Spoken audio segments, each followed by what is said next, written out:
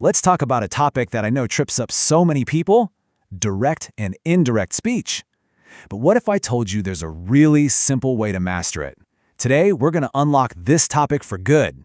And I really mean it. You can forget all those complicated rules you've probably tried to memorize before. The truth is, this topic is actually incredibly easy.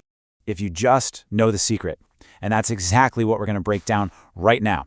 The one master key that's going to help you get full marks on this question every single time. So what are we really trying to do here? It's simple.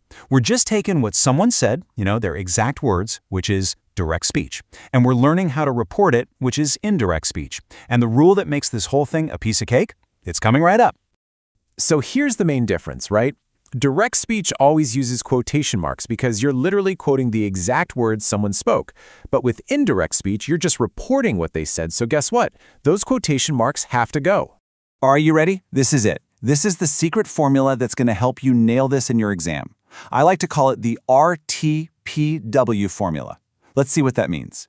This is the one thing you absolutely have to remember. R is for remove the quotes. T is for change the tense. P stands for change the pronouns. And W means you have to change the time words. RTPW. Seriously, burn that into your memory, and you've basically won half the battle. Okay, so that's the theory. But let's see how this formula actually works in practice. We're going to take a super simple sentence and apply our four-step RTPW rule to it right now. Let's use this sentence right here. He said, "I am busy." It's a really common type of question you'll see. So let's convert it together step by step. So here's how we're going to do it. First, the R, we remove the quotes. Easy enough. Then, for a statement like this, we usually add the word that. Next, we hit the T and P. We change the tense and the pronoun. And finally, we look for any W words, time words, and we change those too. Now the T for tense change. This is where a lot of people get confused. But look, there's a simple pattern. Am or is becomes was. Will becomes would. You're pretty much just taking one step back into the past because you're reporting something that already happened. If you remember that logic, it makes perfect sense. And it's the same idea for pronouns and time words. I naturally changes to he or she, right? It just depends on who is speaking. And the time words also shift back. So now becomes then, and today becomes that day. See? It all follows that same logic of reporting something from the past. And just like that, we're done. By following our steps, he said I am busy perfectly changes into he said that he was busy. We removed the quotes, we added that, we changed I to he, and we changed am to was. Every single part of our RTPW formula was used. Perfect. So you might be thinking, okay, that's great for statements, but what about questions or commands? Well, the best part is the answer is yes. The main RTPW rule still works. We just have to make a few little tweaks. Look, for a simple statement, you use that. For a question, you change the verb to asked. And, this is really important, you change the sentence from a question into a statement. And for an order or a request, you can use told or asked too. But notice, the main rules of changing the tense and pronouns, they stay exactly the same. Okay, let's put on our exam coach hats for a second.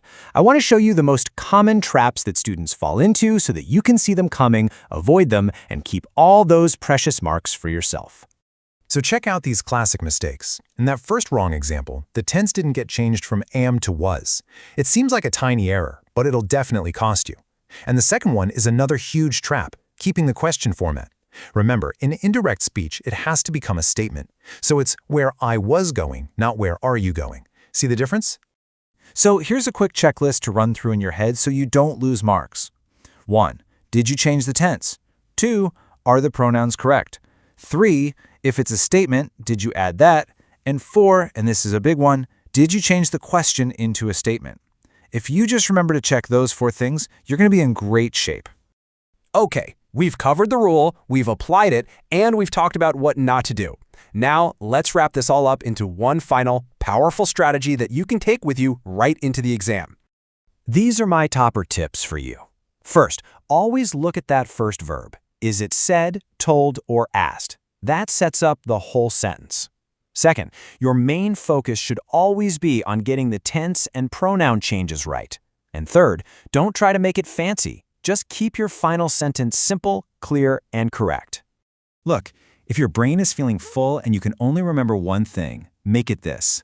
No quotes, back tense, change words. That's the entire topic right there in one simple phrase. It's the perfect little memory trick for a last-minute revision. And that's really all there is to it. It is that straightforward. This is not a topic you need to be afraid of.